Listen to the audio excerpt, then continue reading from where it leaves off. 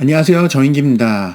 오늘은 여러분들이 자기소개서를 작성하실 때에 쉽게 범하시는 실수들에 대해서 조금 모아서 여러분들과 얘기를 해볼까 합니다. 먼저 첫 번째는 우수성과 태도의 상반관계 이렇게 표현을 했어요. 어떤 경우냐 하면 여러분들께서 특히나 이 경우는 그 기업에 대해서 조사를 많이 하신 경우에 좀 쉽게 발생할 수가 있습니다. 교육생분들 중에서 많이들 이런 실수를 하시는데 본인이 지원하는 회사에 대해서 굉장히 조사를 많이 하세요. 많이 하신 다음에 그 부서에서 개선해야 될 사항들을 찾으시는 거예요. 여기까지는 괜찮은데 이 개선해야 될 거를 자기소개서에 표현하실 때에는 자기가 지원하는 회사와 경쟁 회사를 비교하고 그 가운데에서 경쟁 회사가 더 나은 게 있으면 그걸 부각시켜서 이 회사에 적용시키겠다고 얘기하는 경우가 종종 있으세요. 이 경우는 굉장히 그 면접관분들이 안 좋게 보실 수가 있으세요. 지난번에 제가 말씀드렸듯이 면접에 들어가시는 분은 첫 번째 인사채용 담당자, 두 번째 인사채용 부서장 또는 임원, 세 번째 현업 담당자, 네 번째 현업 담당 임원 또는 부서장이라고 말씀드렸습니다. 자, 첫 번째 인사 직무에 대해서 좀 얘기를 드리자면은 인사는 대표적인 경영직군으로서 회사에 대한 충성심이 굉장히 높습니다. 그리고 현업 부서장 같은 경우도 보면은 현업에 어떻게 보면은 조직이라는 곳은 좀 피라미드 구조로서 좀 올라갈수록 상급자가 될수록 부장 그리고 임원 되는 경우는 아주 많지가 않아요. 그래서 특히 임원 같은 경우는 자기가 선택받은 존재라고 생각을 해서 굉장히 회사에 대한 충성심이 높습니다. 인사 담당 부서장 그리고 현업 임원 또는 부서장은 회사에 대한 충성심이 굉장히 높다고 보시면 되세요. 거기다가 현업 담당자는 만약에 본인이 실무를 처리하고 있는데 회사 지원자라고 하시는 분이 와서 회사에 대해서 개선사항에 대해서 제안을 하는 것까진 좋았는데 거기서 갑자기 회사와 경쟁사를 비교해 가면서 경쟁사가 더 좋다. 그러므로 경쟁사의 시스템을 이쪽에 도입을 하겠다. 이렇게 돼버리면은 그분 같아서도 좀 자신이 여태까지 한 업적에 대해서 그리고 그것을 비교하는 지원자에 대해서 굉장히 화가 날 수도 있을 것 같습니다. 기분이 좋지 않겠죠. 면접이란 것은 당연히 사람이 또 이게 진행을 하고 평가를 하는 것이기 때문에 당연히 면접관들의 개개인의 어떤 심리 상태가 반영이 됩니다. 그러므로 여러분들 면접에 가서 일단 면접을 잘 보시고 자신의 어떤 제안과 개선 사항을 발표하시기 이전에 자신의 표현 가운데에서는 좀 잘못된 건 없는지 상대방이 기분 나빠하는 경우는 없는지 그런 부분을 잘 판단해서 좀 조절을 해서 말씀하시는 게 중요합니다. 가령 현 시점도 굉장히 좋지만 더 나은 방법을 신입사원의 패기와 아이디어로서 제안하겠다. 이렇게 얘기를 하는 표현도 좀 좋을 것 같아요. 거기다가 더 좀 제가 세부적으로 본 그 자기소개서 중에서는 이제 존경하는 사람을 쓰는 거에 그러니까 정말 세계적으로도 유명하고 굉장한 혁신가이지만 자기가 지원하는 회사의 경쟁사 CEO를 적은 경우도 제가 봤습니다. 일단 경쟁사 CEO 만약에 회사 인사 담당자나 회사 현업 담당자 같은 경우는 현업 부서장 같은 경우는 어떻게 생각할까요? 물론 그분이 혁신적이고 제가 누구를 얘기하는지는 여기서 대부분이 판단하실 것 같기는 해요. 그리고 이 업종이 어떤 업종인지도 산업이 어떤 산업인지도 여러분 아실 것 같아요. 물론 그분은 이제 혁신가이시면서도 세계적으로 유명한 CEO시죠. 하지만 본인이 지원하는 회사에 이제 어떻게 보면은 이제 경쟁사의 어떤 CEO나 대표 같은 경우는 인사 담당자나 아니면 현업에서 일하시는 분들 입장에서는 그리 달갑게 보지 않을 수도 있을 것 같습니다. 그래서 되도록이면은 그런 이제 회사와의 관계에서 좀 벗어난 사람들 중에서 존경할 만한 사람들을 선택하시는 게 좀 좋을 것 같다는 생각이 듭니다. 그래서 본인이 아무리 좀 개선사항과 출중한 아이디어가 있더라도 그게 자신이 얘기하는 사람한테 기분이 좋을지 나쁠지는 한번 판단해 보시고선 면접 때 또 면접 벗어나서 어디서든 대화를 하시는 게 여러분들께 좋을 것이라고 생각이 됩니다. 자, 이제 말씀드리는 두 번째, 세 번째, 네 번째 같은 경우는 회사 보고서와도 관계가 있는데요.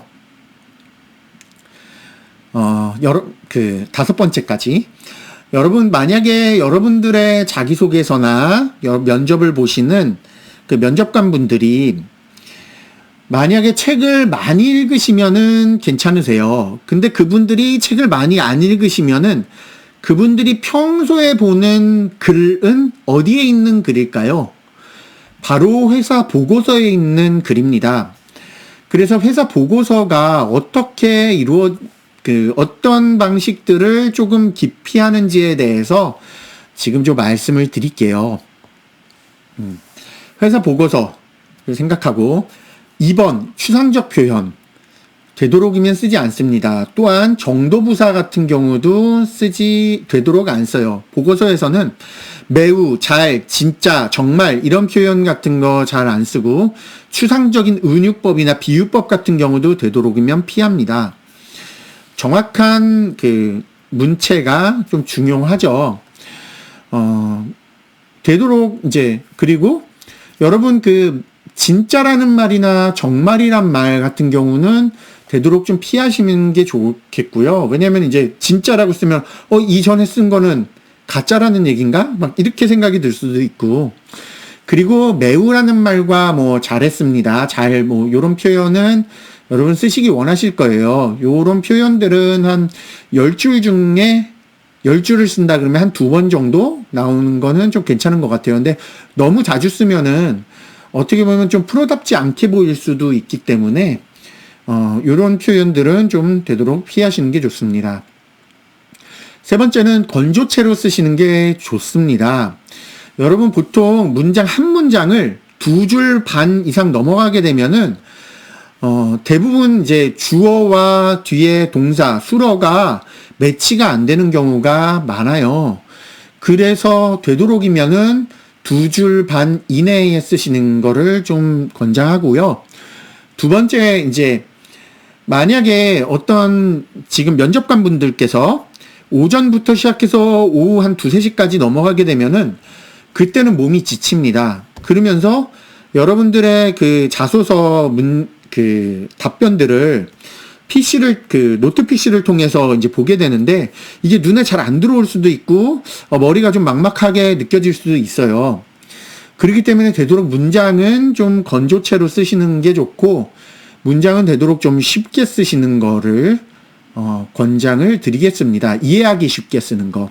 그래서 한 문장은 되도록 2줄 반을 넘어가지 않고 좀 짧게 끊어서 쓰시며 좀 문장을 쉽게 쓰시는 게 좋겠습니다. 다음 네 번째, 보고서에서 되도록 피하는 거는 동일한 단어가 반복되는 경우예요. 그래서 되도록이면은 이제 뭐 개인적으로를 쓸 때는 개인적으로, 각각이, 개별적으로 이렇게 단어를 좀 변경을 한다거나 그러는 게 좋겠습니다. 그래서 2번, 3번, 4번 같은 경우는 보통 보고서 쓰실 때에 이제 보고서 쓸 때에 이런 표현을 좀 가감한다. 그러니까 안 쓰거나 쓴다는 것들을 알아두시고 그거에 적용시켜서 글들을 자기소개서를 쓰시는 게 좋을 것 같습니다.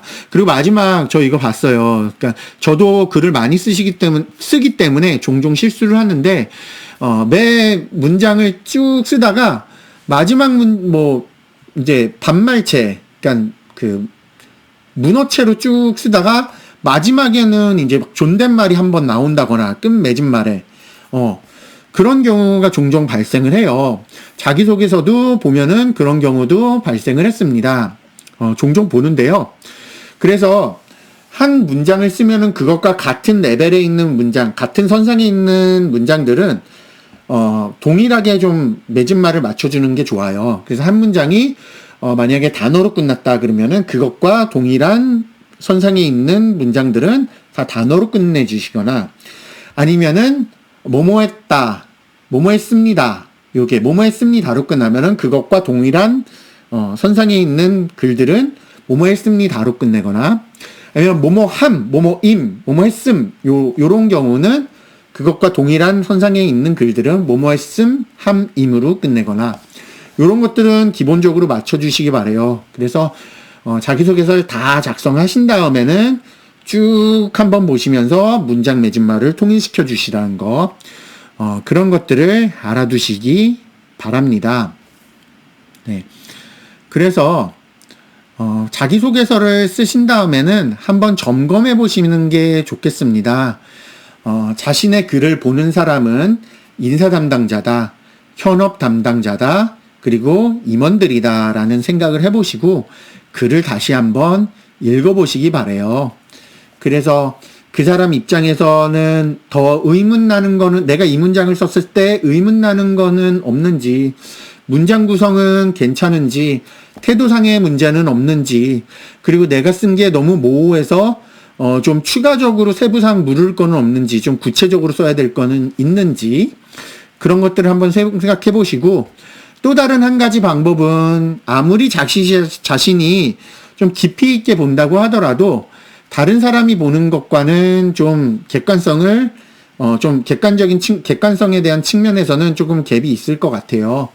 그래서 주변 사람들한테 좀 보여주면서 정말 여기서 더 의문나는 건 없는지, 표현상 어떻게 쓰는 게 좋은지, 이런 거를 한번 주변 사람한테 판단받는 것도 좋을 것 같습니다.